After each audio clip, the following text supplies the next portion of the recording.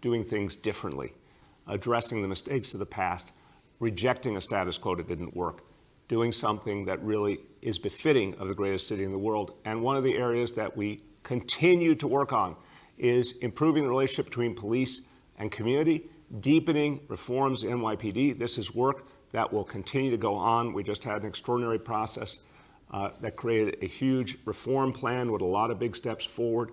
But I know members of the council said, we've all said, the work always continues. So today, the work will continue because it's so important to recognize there's always more to be done. In the reform package, we addressed a host of issues. We addressed, for example, a better process for assessing officers who might have problematic behavior and ensuring that they are addressed and, if necessary, that they do not patrol our streets. We addressed things like ensuring that if an officer has committed a serious act of misconduct and it's been proven through due process, calling upon the state to cancel pensions in that case. We talked about how to use the entirety of an officer's career in looking at promotions, looking at things that went well, things that didn't go so well, factoring in all those in a very systematic way as we make promotion decisions.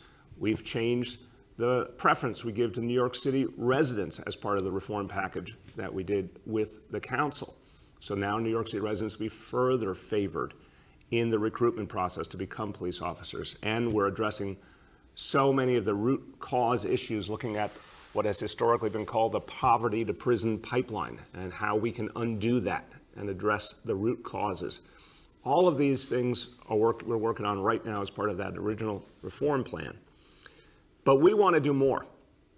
And in the conversations with community members, with elected officials, particularly city council members, a lot of other ideas came up that we want to keep addressing. And I particularly want to give thanks to Councilmember Adrian Adams of Queens, who is the chair of the Council Public Safety Committee. We had a number of very detailed conversations as part of the reform process. And we talked about the fact that although there's been real progress in ensuring diversity in the leadership of the NYPD, there's more work to be done.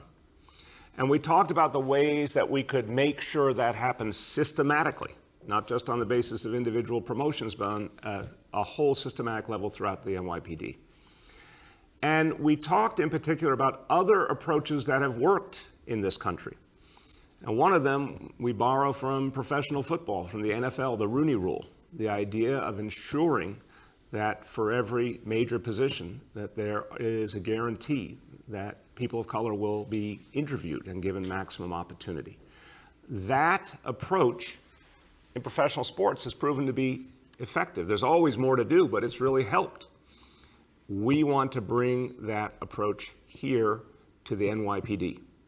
And it's something that, it could be done in a lot of different ways going forward beyond the NYPD, but we're going to start with the NYPD because it's so important to show the communities of this city that everyone is represented in the leadership ranks of the NYPD.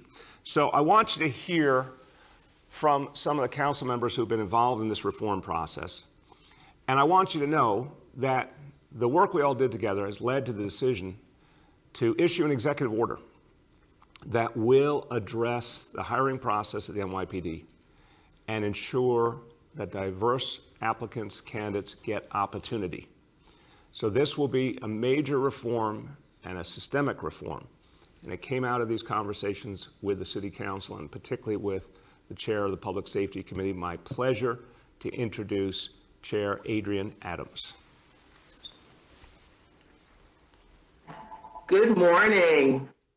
Good morning, how are you? Thank you. I'm doing well. Thank you so much, Mr. Mayor, for having me on this morning to speak about this important executive order that I hope will bring some changes to the upper ranks of the NYPD. And I think it's highly appropriate that this executive order is issued on the last day of Women's History Month, which is extremely important. We know that a lack of objectivity creates favoritism, nepotism, and discrimination. And like many aspects of our world, representation and diversity are important because you want to see yourself, your experiences, and your community reflected, whether it's in government, in our civic life, or in policing. Having decision makers at the table who understand your background and have walked in your shoes make a tremendous difference. Your policing report, Mr. Mayor, shows that recruits of color have increased from 47% in 2013 to 60% in 2020, and from 17% to 24% in women. So that does show that the police department has made an effort, and with some success, to reach into underrepresented communities when it comes to recruiting and hiring. And while I do give credit where credit is due, there are still significant disparities when it comes to the upper ranks and leadership where important decisions are made. Decisions that impact not just the police force, but residents, businesses, and everyone who interacts with the police. Today's executive order to ensure a diverse candidate pool when considering top NYPD promotions is crucial to achieving the goal of diversity at the top. When we talk about equity, as part of that conversation, and this executive order will provide that opportunity. And while the NYPD is mandated to conduct a meaningful interview of at least one qualified applicant who comes from a diverse background, I certainly hope it won't just be one candidate who's considered, but several candidates of color and women who are ready for the job. I'm confident that this important change, combined with other reforms to the promotions process, will have an impact on diversity in the upper ranks of our police force, and I hope it will make the police department more transparent, more fair, and overall more representative of our great and diverse city of New York. Like I've said in the past, and you've just said, Mr. Mayor, this is the floor. We're not at the ceiling yet. This is just the beginning. This is not the end. And I'm truly committed to doing this work. So thank you again, Mr. Mayor, for issuing this executive order and for taking this crucial step towards meaningful, transparent, and fair police reform in New York City. Thank you so much, Council Member, and thank you. I really appreciate our conversations, and I appreciated the way it helped bring out new approaches, new ideas. Thank you for your leadership. And as we said many times when you and I talked, police reform is something that continues, and we're going to be doing a lot more in the course of the months ahead. So thank you so much. And now I'm going to turn to your predecessor, who was Public Safety Chair earlier in our administration, and with whom I spoke many times as well, and someone who is passionate about neighborhood policing, about ensuring that there's a deep bond between police and community. She's been a leader in the reform efforts from the very beginning of this administration. My pleasure to introduce Councilmember Vanessa Gibson. Thank you so much, Mr. Mayor. Good morning to you. Good morning. How you doing? I'm doing well. Blessed Wednesday. Thank you so much for having me today. You are very welcome. Thank you. As the first woman and person of color to chair the Committee on Public Safety in the New York City Council, I have always talked about the priority of diversity, both in the recruitment of new members of the service and at the executive level. Together, we have worked with the NYPD, fraternal organizations, and many stakeholders on collective efforts to ensure that the NYPD is reflective of our diverse and talented city. Today's announcement is a bold step in the right direction to begin the necessary reforms to the discretionary promotions process to focus on a diverse and qualified executive team leading the police department that looks like New York City. This effort will improve fairness and equity in our system and ensure that all candidates considered for discretionary promotions is inclusive and transparent. At the highest levels of our department, we have an important and a unique opportunity in this moment in history to lead by example and demonstrate our commitment to attracting the very best leaders to keep all New Yorkers safe. Unfortunately, there has been a long history of many candidates of color and women not holding executive level positions. But we have started to see changes, and I want to acknowledge those changes by the recent promotions of a diverse team of leadership, including this week's promotion of Chief Rodney Harrison as the new Chief of Department, the highest ranking uniformed member of the service. Also want to acknowledge the recent promotion of Chief Juanita Holmes as our Chief of Patrol. And I also want to acknowledge the past leadership and the dedicated service of our former Chief of Patrol, Fausto Fichado. When a police department is trusted by its community, the job works exactly as it should. We build that trust by ensuring the NYPD hires qualified women, people of color, and other underrepresented groups to these leadership positions that will ultimately reflect the diversity of the New Yorkers that they are sworn to serve and protect. The ranks of African American, Hispanic, Latino, and Asian American and female officers has increased over the years, particularly at the entry level of the department. The department has, in fact, become less white overall, particularly in the lower ranks. We continue to work towards a diverse department at the executive level.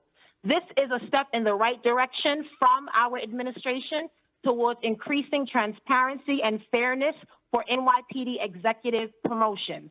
We are seeing women and people of color shatter glass ceilings and break down historic barriers in so many fields in our city and in this country. Now we have an opportunity to do the same for the NYPD. So I am thankful, Mr. Mayor, for today's executive order, which affirms our commitment and our dedication to this important issue. And I want to thank you, Mr. Mayor, for your leadership in striking a delicate but necessary balance. I want to thank the NYPD for working with us, my colleagues in the City Council, our Chair, Adrian Adams. I want to recognize the Black, Latino, and Asian Caucus, the Women's Caucus, the Progressive Caucus, advocacy groups, and all of our community leaders that have always talked about diversity. We have more work to do in the days and the weeks and months ahead, but today is an important step forward. The best and brightest leaders in the NYPD are right here. Let's make sure we identify them and give them the opportunities to lead our city with compassion, with conviction, and with commitment. Thank you so much, Mr. Mayor. I look forward to our continued work together. Thank you very, very much, Council Member, and thank you for your passionate expression of the fact that there's just tremendous talent waiting to be tapped. And that's exactly what we will do through this action. Thank you very much. And one more member of the council I want to hear from who has, for years, long before he was an elected official, was an activist fighting for the community's voice to be heard. And he has played a key role also in efforts at police reform, always remembering his roots, which I appreciate very, very much. We are joined by Council Member Ydanis Rodriguez. Thank you, Mr. Mayor.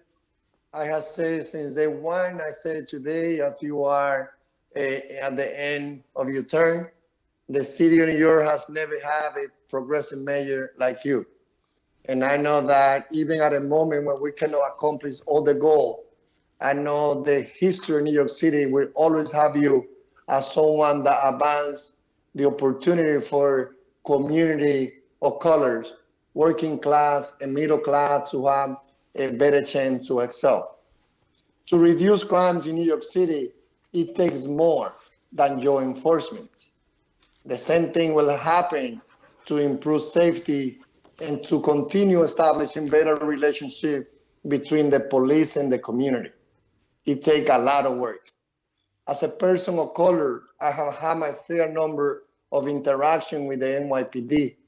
In the 1988, I was arrested on 181st and San Nicolas Avenue after taking a political science class 101 and exercising my constitutional right when I was told to move from being there, giving a flyer.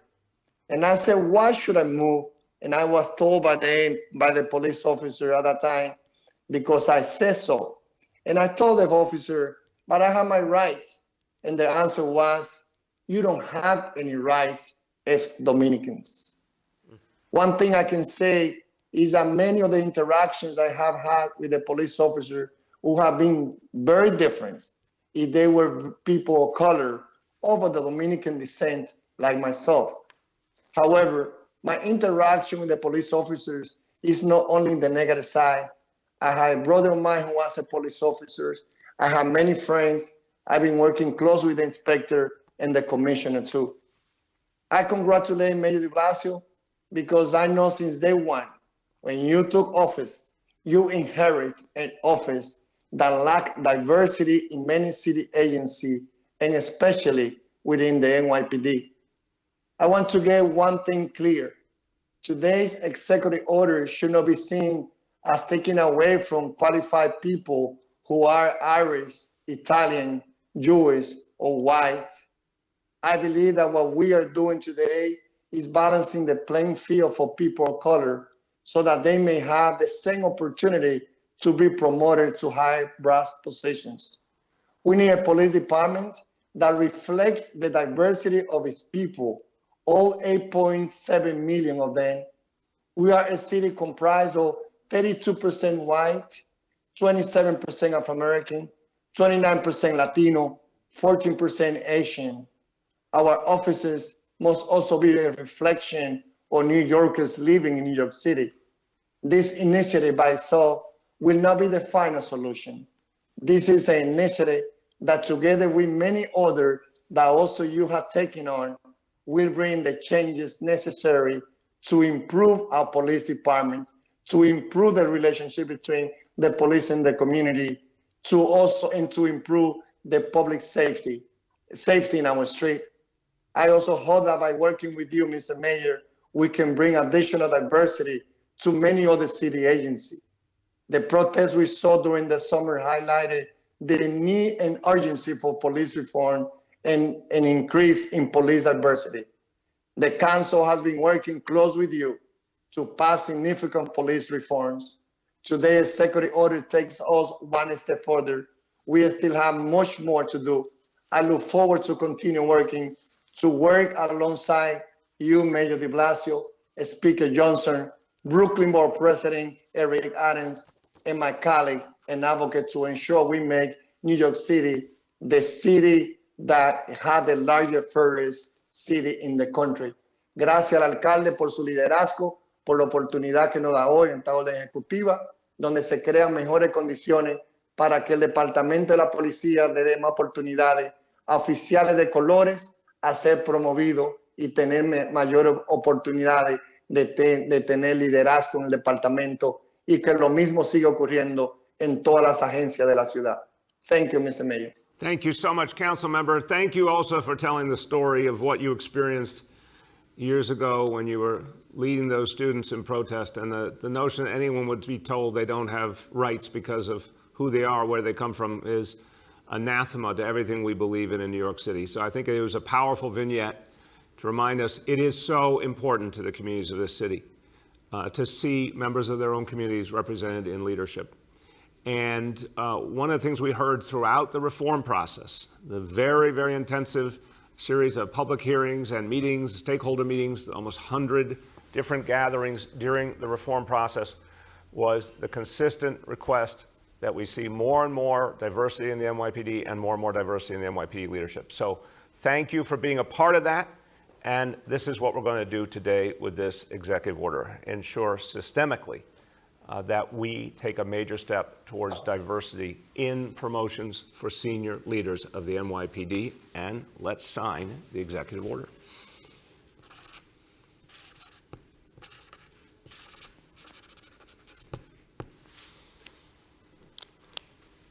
And this will take effect immediately. I want to emphasize that. This will be affecting all promotion actions by the NYPD starting immediately. All right.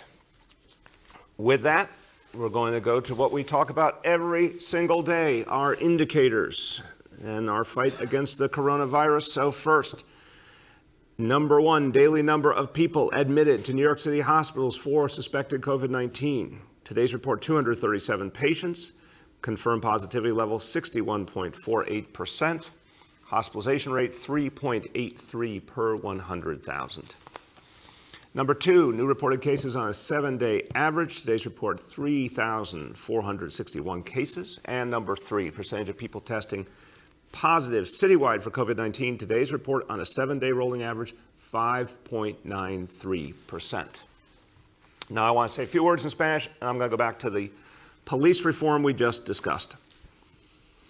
Una parte vital de nuestra recuperación para todos es fortalecer los vínculos entre la policía y la comunidad.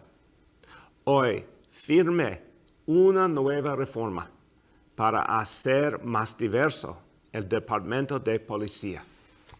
Nuestras comunidades están más seguras cuando nuestro departamento de Policía se parece a nuestra ciudad. With that, we turn to our colleagues in the media, and please let me know the name and outlet of each journalist. We'll now begin our Q&A. As a reminder, we're joined today by Dr. Ted Long and by Senior Advisor Dr. Jay Varma. First question today goes to Andrea Grimes from WCBS. Hey, good morning, Mr. Mayor. Thanks for taking my call. My first question is regarding the Asian hate crimes. A number of the suspects have proven to be homeless men, and it seems like these attacks are getting increasingly more violent.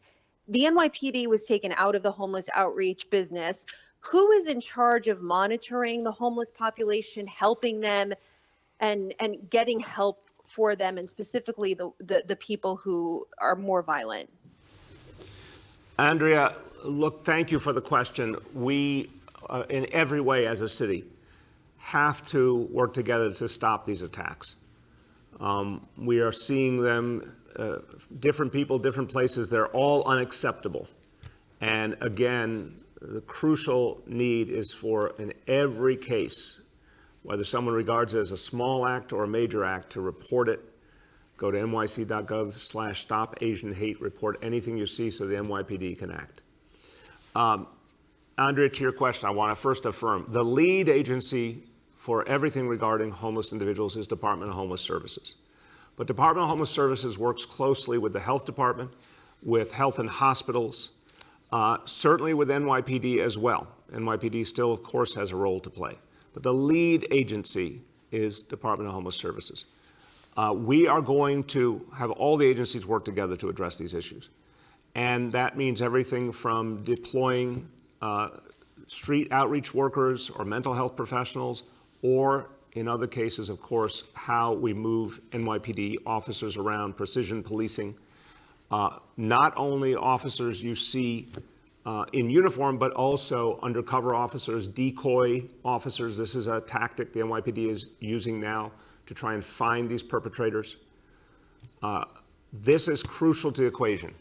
It's a very few people, but we need to find each and every one of them and stop this. Go ahead, Andrea.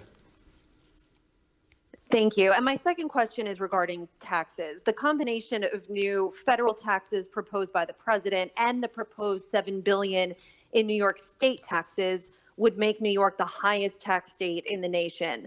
How worried are you that this will force people out of the city, affect the city tax base, and should New York lawmakers seek a lower tax increase given what the feds are doing? Well, Andrea, first of all, I am not worried. I'm going to tell you why.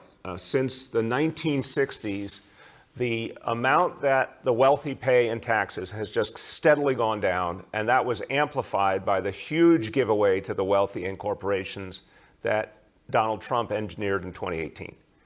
So let's be really clear. The wealthy are not even close to paying their fair share in taxes, and we need them to. There is so much to be done in this city, in this nation going forward. And a lot of folks who are wealthy got wealthy because of laws that favored them, whether tax laws or other laws that helped them gain all their wealth.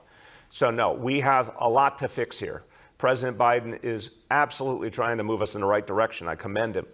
But Andrea, there's a long distance between him proposing something and what actually happens in the end. The same, of course, in Albany. Whether the exact proposals show up like this or some other form, we don't know yet. But the wealthy have to pay their fair share in taxes. And especially if that's done on a national level, I think that does help to create evenness among the different states. In the end, what we've seen for years and years is changes in the tax rate do not dictate behavior. This is really well documented. Wealthy folks are going to be wealthy either way. And there are so many reasons that so many of them want to be here in New York City. In fact, more and more people in New York City have become wealthy in recent years because there's so much economic opportunity here. And just the life of the city that so many of them want to be a part of. So I think we're going to be strong regardless of what happens with the tax decisions. But if it's a matter of fairness and justice, the wealthy should pay their fair share. The next is Sydney Pereira from Gothamist. Good morning, Mr. Mayor. I want to ask about vaccine equity among Black and Latino New Yorkers. The racial gaps in vaccinations have improved slightly for Latino and Black residents in the city, but still not by that much. It's like 3 or 4%. And I'm wondering, in Philadelphia, there was an implementation of walk-in appointments at the FEMA vaccine sites, and early results showed that that improved the diversity of who was getting vaccinated. I know there's some walk-in options for older New Yorkers at city sites, but do you think more vaccine sites should move towards walk-in options to address racial equity issues with the vaccination rollout? And if so, which ones? And obviously they're state sites, so I'm wondering if you've talked to the state, the governor and state health officials about this issue to speed up closing these racial gaps. Thank you for the question, Sydney. It's something we talk about all the time, we care about deeply. There is definitely progress. There's progress because we put the overwhelming majority of the vaccination sites in the communities that were hit hardest by COVID and where people of color and immigrant New Yorkers could best access vaccination, and with community-based organizations, with houses of worship. That's made a huge difference. We're going to keep deepening that strategy as we get more and more supply. So that really, to me, is the number one thing. We're also seeing hesitancy start to reduce. We all know, Sydney, there was a big difference in hesitancy levels between white New Yorkers and New Yorkers of color. We're seeing that now start that gap to close. We're seeing less and less hesitancy in communities of color, especially as people experience the vaccine, members of their family, neighbors, et cetera, have a good experience. So I'm very hopeful on the overall. We are experimenting now a pilot program with the walk-up vaccinations, focusing on the oldest New Yorkers. But I think your point is well taken. If we see this approach starting to work, it's something we'd be open to doing more in a targeted manner. But we have to pilot it first, because there are always concerns about making sure it works effectively, that it doesn't end up with long lines. You don't want that for a lot of reasons. So yes, we're going to pilot it and see if it could be helpful. And yes, we're going to see if it might contribute to achieving more equity as well. Go ahead, Sydney. Great, thank you. My second question is about shootings in New York City, and I really want to ask about this from a public health perspective. Shooting incidents and shooting victims have so far risen again in 2021 after, the very high rise we saw last year. And I know you've made recent announcements about cure violence initiatives to start this summer. I'm wondering with the federal stimulus or, any other just change in the budget situation, or how if is there any way to help those violence interrupters start their work sooner to get ahead of the rise in shootings often seen in the warm months. And I know there are multiple council members on the call, or there was, I don't know if they've dropped off or not, maybe they've dropped off, but just having talked about police reform at the top, I'm wondering if there are still council members on the call, what non-police solutions would they want the mayor to implement to address shootings in their districts? I think the council members have left. Yeah, they have. So let me just speak to the point, Sydney.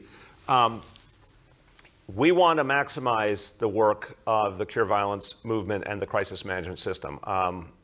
Since I came into office, before the recent actions we took, starting with State of the City, we had already tripled the funding for Cure Violence. It was a really nascent reality when I took office. We've made it an important part of the strategy and really dedicated serious resources, and we will continue to. To actually build out the work, it is painstaking work. What folks in Cure Violence and Crisis Management do is outstanding work, but it takes very careful design and training, and it's not something you can just flick a switch. It does take lead time. So that's where our focus now is, really having those operations be as strong as possible for June. And a lot of cooperation with the Cure Violence and Crisis Management leadership to get that done.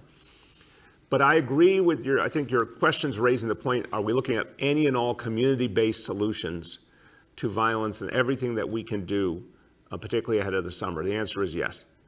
And I think unlike last summer, where we did have that perfect storm. We had so much that was not working in our society. Jobs gone, businesses closed, schools closed, houses of worship closed. Everything now is obviously coming back. It's going in a much better direction now. We're experiencing, with each month, more and more recovery, more and more activity, sort of things re-solidifying.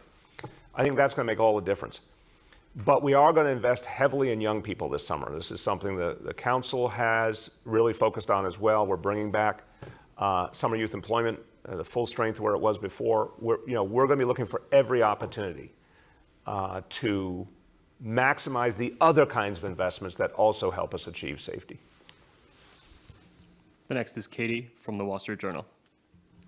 Hey, good morning, Mayor de Blasio. How are you? Good, Katie. How you doing? Oh, not bad. I wanted to ask if you have any information or any specifics, again, on this May 3rd reopening. I've heard from multiple city employees who say what you're saying on TV is not what they're seeing. The infrastructure improvements, the HVAC improvements.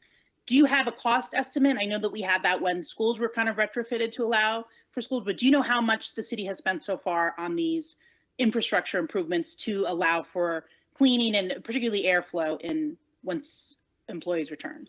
Katie, it's a great question. I will make sure that our team gets you, I don't have it at my fingertips, but gets you the latest. Now, to be fair, we've learned so much about how to do this. And I think our office settings are places where it's a very straightforward approach. How many people you want in one place, everyone keeping on their masks, making sure the ventilation is good, making sure there's regular cleaning. We have a pretty good game plan, and we're still talking another 5 weeks or so until folks start to come back. But we'll get you a sense of the costs involved and how it's progressing. But I feel very confident we can do this safely. Go ahead, Katie. And following up on that, I know you said you've learned so much from the schools reopening. So will there be, like we've seen in schools, a situation room? Is there a policy on closures if someone in an office, if there's more than one positive case? Will there be weekly testing? Just more information on that. Yeah, and we will be saying a lot more as it gets closer. I think the central point, a great question, is we, of course, want a clear mechanism and a well-coordinated mechanism for ensuring if there's anything that needs to be addressed, that it's done promptly.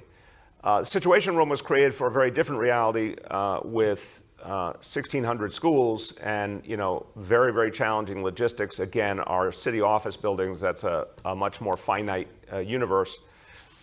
So we'll talk about how we're going to handle those individual situations, but I think it's a very good point you're raising, and we will go through it in one of the press conferences, laying out the details of how we're approaching it as it gets closer. The next is James Ford from Pix 11. And good morning, Mr. Mayor and everyone on the call. Good morning, James. How you been? Not bad, thank you. Not bad, and I appreciate you taking my call. This may be something of a follow-up to the previous question. Look, Pfizer is now saying that it has 100% efficacy for vaccines for children aged 12 to 15, and there are trials going on for children 6 months to 12 years old. With this new information, how might that impact the full reopening of schools, maybe even without the 3 feet social distancing, or with it? But if you could say what preparations you all are making, noting that there is this new information and more expected to come out regarding vaccination for children. I think this news from Pfizer falls under the category of it's all good. I mean, this is really great to hear. It just gives us more tools and more ability to keep moving forward. I'm going to turn to Dr. Varma, who's been very deeply involved in all of our efforts around schools from the beginning. But let me just say it this way. You know, I think what this means is we're just going to see more and more people vaccinated as we go forward, particularly looking to September. There's still a lot to be done. You know, getting through the whole approval process and then vaccination starting to happen is its own reality. But every time we hear that vaccinations work with another age group or that new vaccines are coming, anything that gives us more capacity helps us move forward. But we already know, James, our schools are the safest places to be in New York City right now. And that was true before there was widespread vaccination. So it only will get better with more and more vaccination. And we are already planning for September to bring all our kids back for everyone who's ready to come back. But this will, you know, as this progresses, it just makes it better. Dr. Varma. Great. Thank you very much for the question. And just to echo what the mayor has said about the results, you know, if these are ultimately verified when they're presented to the FDA, this is just extraordinary news. I mean, to be quite frank, I literally almost dropped my phone when I saw how impressive the data was that Pfizer released. It's amazing and incredibly important news. And it's important for a couple of reasons. One, you know, the long-term quest is us to get to a level where a large enough percentage of the population is protected so that we can go back to living the way we normally can. And so anytime we can expand the group of people that's eligible, that is just absolutely great news for all of us. Number two, as you know, it's going to have a really big and important impact on our schools. It may be challenging, of course, for this current school year. Again, remember that, you know, first of all, the vaccine data has to be presented to the FDA. They have to authorize it. Then people have to be willing to accept it. And then, of course, there is that time lag. It takes about 3 weeks between your first and second dose, and then at least another 2 weeks for you to take effect. So we are looking, I think, probably more at the summer for us to really accrue the benefits, kind of as a whole society, and then, of course, as it relates to our schools. But absolutely, this is really tremendous news, and it may have a really important impact on what happens with our school protocols in the fall. I think we're just going to have to wait and see, you know, as we get all the final data and as we pull it all together, what that exactly means. Thank you very much. Go ahead, James. Congratulations for passing the 4 million threshold for dosages. But can you put this in terms of people? I mean, how many New Yorkers are fully vaccinated? How much further do you have to go? And also, knowing what you do about supply, how soon might we realistically see every New Yorker who is eligible and wants to get vaccinated actually get the vaccine? Okay, so James, first of all, we are going to start talking more and more about how we are moving toward our goal of 5 million fully vaccinated New Yorkers by June. To date, of course, one of the challenges has been the difference between the folks who take the 2-dose approach and those who take the 1-dose with Johnson & Johnson. But we're going to increasingly capture that information and provide it so you can track our progress. The overall reality is we're confident, absolutely confident about hitting that 5 million mark in June. Now, where is the natural endpoint potentially? And I'll get Dr. Varma to weigh in here too. I think we have seen that, first of all, supply-wise, we unquestionably, we proved it last week, we can do 500,000 doses a week. We can probably do substantially more than that. So long as we have supply, we'll just keep expanding. We're hearing good things about the April supply levels. We're hearing that there could be really extraordinary supply in May. So that says to me, going into May, going into June, it's going to be easier and easier for people to get a shot. Where do we get to a point where there's more shots than people want them? I don't know yet. I think my hope is that hesitancy keeps decreasing. And as supply increases, more and more people get the shot, more and more people know people got the shot. It went well. They think, hey, maybe it's time for me to do it. You know, hesitancy goes down, down, down. There's always another person to give a shot to. My sense is that will continue certainly through the summer. But let's hear Dr. Varma's assessment.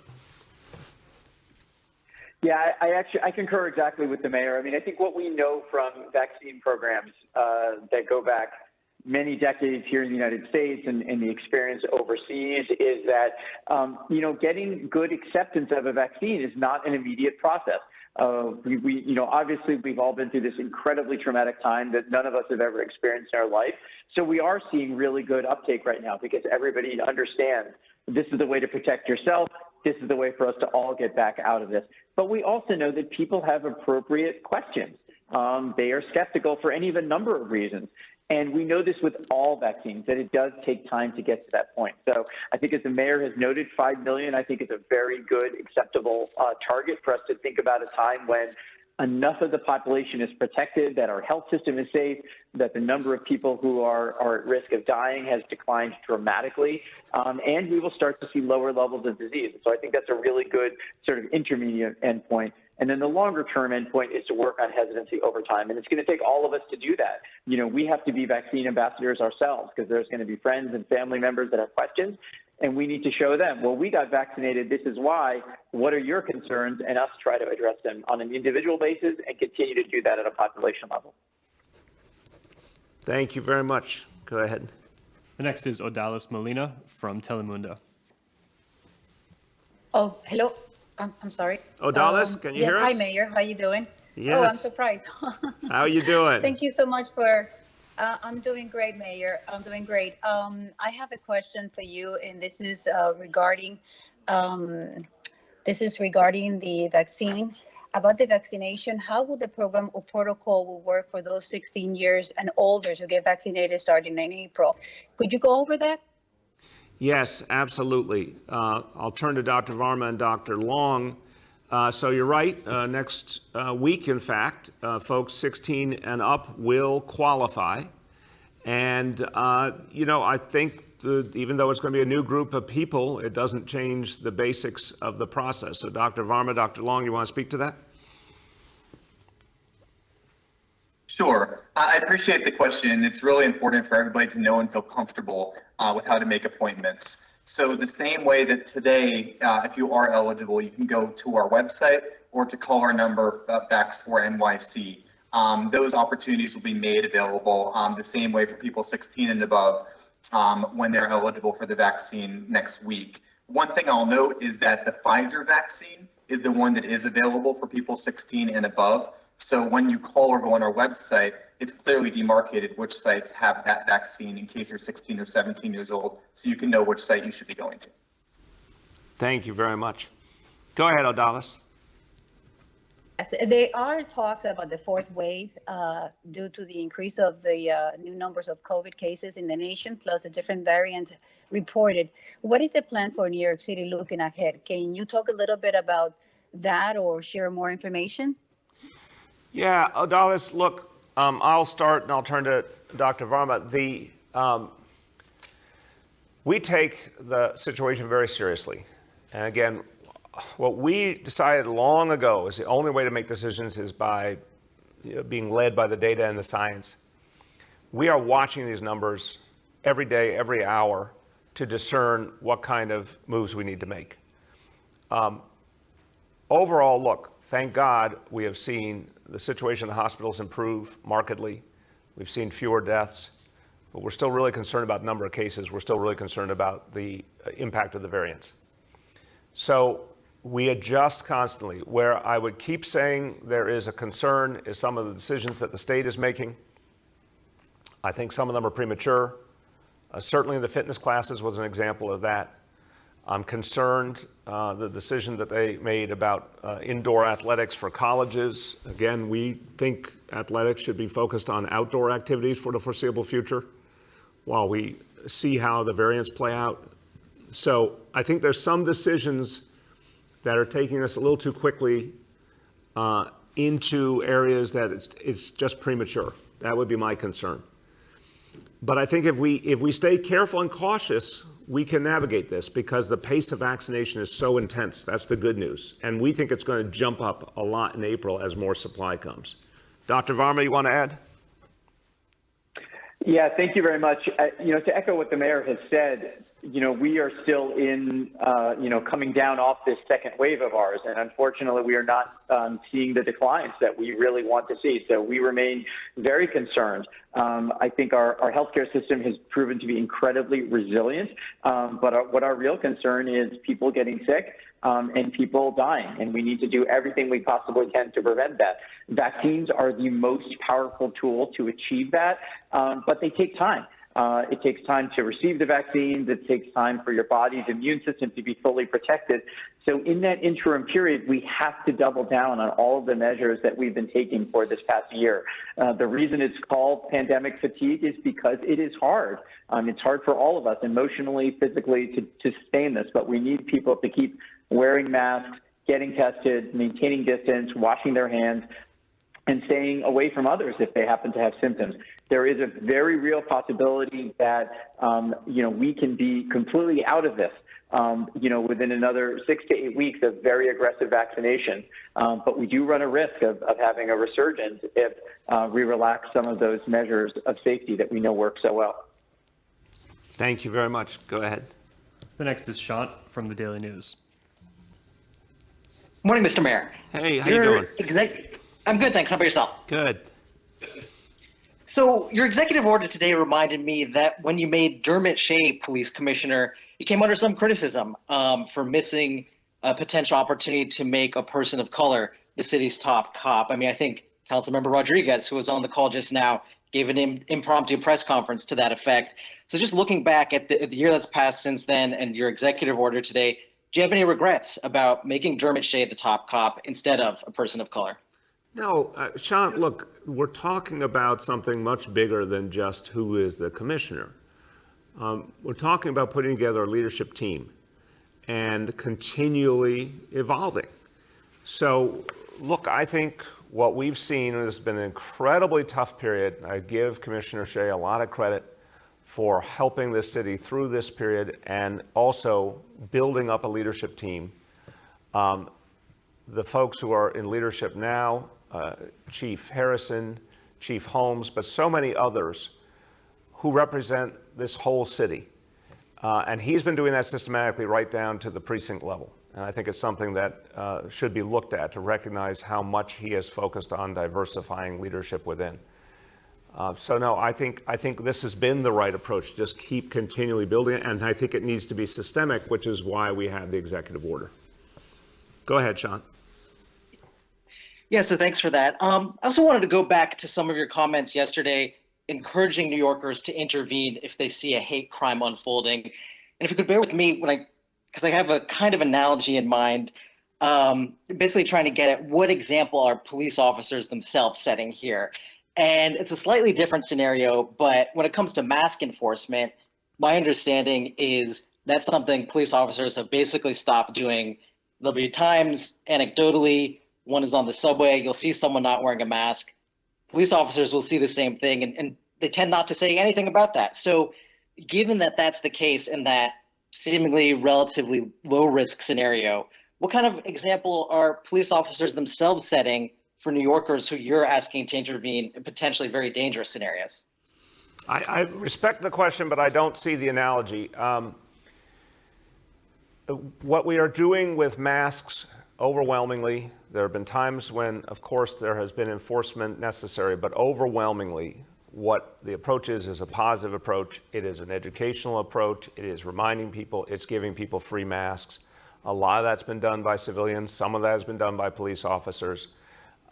That continues. We're going to continue to focus on the subways and making sure that as people come back, there's mass distribution.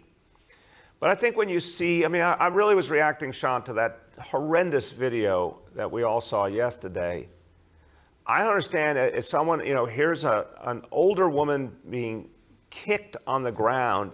Someone needs to do something. And again, whether it is screaming out, whether it's calling 911, whether it's trying to get the assailant to move away, whatever it is, it's a choice people have to make. And I always want people to be smart and careful. But that was just horrifying to watch, someone standing right there and turning away rather than trying some form of intervention. that I think everyone can find some way to contribute in a situation like that. And again, I hope we see this trend end once and for all. But I do think every New Yorker can stand up to hatred in a lot of different ways. And I want to remind people that the right ways to do it. And you get a lot more information. Again, go to nyc.gov/stop Asian hate for the information on how to do that the right way and to report anything you see, because we need those reports to find the perpetrators of these acts. We have time for two more for today. The next is Abu from Bangla Patrika. Hello, Mayor. How are you? Hey, Abu, how you been? Good. Thank you so much for asking. Mayor, I have a question which is about about the vaccine. That the people who are taking the vaccine, 2 vaccines they already took, but they are still infected. And people have questioned whether which one is good, which one is bad. Is there any definition of the Johnson, Moderna, and the other vaccine have any kind of difference?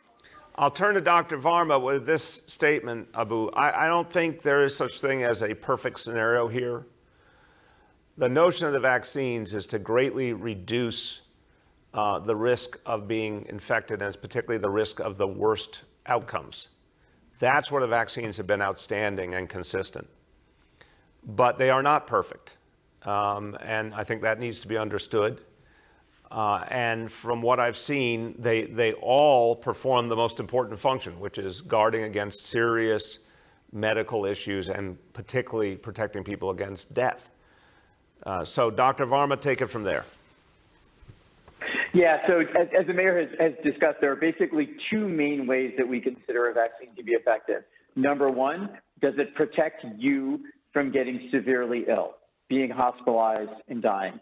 And the second measure is, does it protect you from transmitting infection to other people? On the first question, we know the answer, and we know it for all 3 vaccines. They are extremely effective at protecting you from being hospitalized or dying. And we know this from the studies that have been done, and we know this from the real-world experience here in the United States and in many other countries overseas. So our recommendation remains the same. The best vaccine is the one that you can get right now. So whatever vaccine option you're given, take it. It's not about a brand, it's about the outcome. The second question is one that public health people are still continuing to study, but we're seeing really good news. So the second question is, does it protect you from not potentially infecting other people? And we've seen a study that came out from CDC this week that is really tremendous news. It looks at the first 2 vaccines, the Pfizer and Moderna vaccines, and shows that they are incredibly effective at stopping people from getting the infection even without symptoms and transmitting it to other people. So I think we're going to probably eventually see very similar data for J&J, and can be quite confident again that the best vaccine to get is the one that's available to you right now. Thank you very much. Go ahead, Abu. The marijuana, which you have a statement and you talk about in the morning. Do you have any statistics that what would be the negative impact on the society and the public health of marijuana? Well, I'll see if Dr. Varma or Dr. Long want to comment, but I'll say this. I think the important point here was to recognize we've had widespread marijuana usage for decades. It has been only counterproductive to have it be illegal while also being simultaneously widespread. This is a case to me of use the legalization process to address the injustices, the mistakes in the criminal justice system, the mistakes in our law, the disparate negative impact. Try to create some positive in terms of economic empowerment for communities that have suffered, and revenue that can be used for good purposes rather than just an underground economy. But also address legitimate health and safety issues out in the open. It is an opportunity to do that. So I just think it's a much more sensible approach. Look, as a parent, I certainly took seriously that there are health and safety issues here, and I think we need to. But I actually think we'll have more ability to do that with this being something out in the open, with rules and laws, including age levels at which people are allowed to buy marijuana, that are going to allow for a better approach, a better conversation. Dr. Varma or Dr. Long, you want to add? Sure, I can start, and I would just echo exactly what you've just said, which is that, we know that any type of product has a risk of potentially being abused, but we also know that any type of product can be managed if you put in the right resources, and those resources don't involve criminal justice, they involve informed, supportive care to help people with their problems. So I know myself, again, as a parent, I think that I tell my children, there are things that adults should do and there are things that kids should do. And my recommendation is that they stay away from kind of mind-altering substances when they're younger and they wait until they're older. And for adults, I think we are still learning, are there long-term complications or not? But what we do know is that a lot of adults do use these products safely. They lead highly functional lives. They lead to no severe health outcomes. And we need to have a society that doesn't criminalize that type of action and does provide support for people who do end up having problems with it. Thank you, Dr. Long. And I would just add on to that. Yeah, I mean, as a primary care doctor myself, one of the biggest concerns always with drugs is that they can potentially be misused. Having the right regulations in place to ensure safe and appropriate use of things like marijuana will only help to save lives. I appreciate the question. Thank you.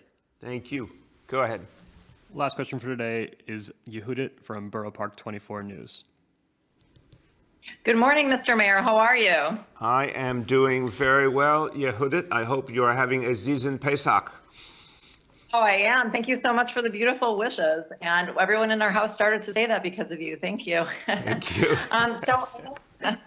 So speaking of Aziz and Pesach, I don't want to sound so much like a Jewish mother, which I am, but I know you support the legalization of marijuana, but opponents of the marijuana's bill's passage say that it could lead to the distribution and marketing of the drug to minors and revenue from the drug being used for criminal purposes such as guns, gangs, and cartels, and the distribution of the drug to states where it's not legal. Other concerns are that the legalization of marijuana would increase traffic deaths, experimentation with harder drugs, addiction to marijuana, and that children and other New Yorkers would have to live under a perpetual haze of secondhand smoke. So I'm just wondering, before I ask the question, I want to say to Dr. Varma, I think that we all know as parents that, you can tell children, don't do what we do, but we all know that whatever we do for good or for bad, children are going to imitate. So I really firmly believe that. So I was wondering, Mayor de Blasio, if you fear any negative consequences at all from the legalization of marijuana in New York.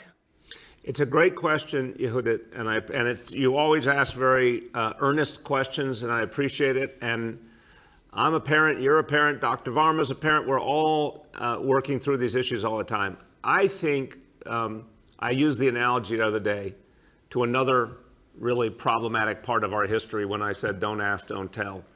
I think that kind of approach is always the one that fails. So I think the notion of, okay, we for years and years, we had laws officially saying it was illegal, and yet marijuana use was widespread. All the criminal activity you were discussing was actually happening in part because it was illegal. We looked carefully when I put out the study. I believe it was December 2018, although the years are all mushing together now. But when we put out that study, one of the things that I said to my team was spend the time talking to all the jurisdictions that had legalized, particularly where they had bigger cities, talk to their police departments, talk to their health departments.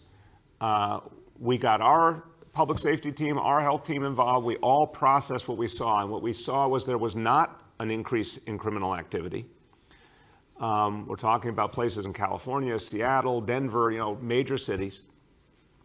But thank God, at least some of the worst things that came with the previous laws were being addressed in the sense of getting rid of the negative impact on people's lives from harsh sentences, expunging those sentences, offering some economic opportunity to communities that didn't have enough. Again, some revenue that was going to the public sector for health and safety rather than just flowing illicitly. So I do understand the concern, truly. But I think, Yehudit, is like every other challenge in society. Bring it out in the open and address it and educate people and take the steps to help people be their best selves and be safe. That's a hell of a lot better than, having it be a shadow economy and think that that's going to work for us. So that would be my analysis. Go ahead, Yehuda. Okay, well, I have a follow-up question to that, but I think I'm just going to move on to something else. So it's such great news about increased vaccination eligibility and vaccinating 4 million New Yorkers. And Doctors Chokski, Katz, and Easterling have addressed in press conferences and conference calls many of the misinformation that I still hear, such as that the vaccine affects fertility, was rushed, or somehow dangerous. And of course, we all on this call value news as a way to spread truthful information and fight misinformation. I was wondering if you would consider launching more vaccine information to fight hesitancy on mediums that people who are hesitant are perhaps more likely to believe, such as WhatsApp, Twitter, Instagram, and other forms of social media, and maybe also have a greater variety of religious leaders to publicly take the vaccine. I think those are great ideas. We have had some religious leaders take the vaccine, but I agree with you, we need to do more. In fact, one of the things, your timing is impeccable, Yehuda, because one of the things you're going to see starting this week and the next few weeks is more and more of the vaccine centers being in a diverse group of houses of worship and in their community facilities. So synagogues, mosques, temples, all sorts of different places. But I think you're right about having more religious leaders join us and expressing their confidence in the vaccine. I think the more places that we have the vaccine distributed, the better. And I agree with you, more and more emphasis on social media, and we're going to be making a lot of emphasis on community and ethnic media as well. I think this is a more is more kind of equation, Yehuda, that we need to just keep patiently explaining, answering questions, showing how much faith there is, including from trusted people in each community. But I'll tell you the good news is we are seeing the tide turning. I mean, all of the public polling is showing it, but our experience on the ground. More and more people coming forward. And there's less and less hesitancy. And I'll finally say this, when I talk to people, I go to the vaccine centers and I talk to people. And many people, when I say, did you feel some hesitancy? Were you worried? A lot of people start by saying, at first I was. I wanted to see how it went for a while. I wanted to see, if some other people that I knew got it. But that momentum now is shifting. More and more people getting vaccinated, more and more people feeling comfortable. So that is definitely the good news. And I'll finish with this. I want to just reflect on the action we took today, the reform through the executive order.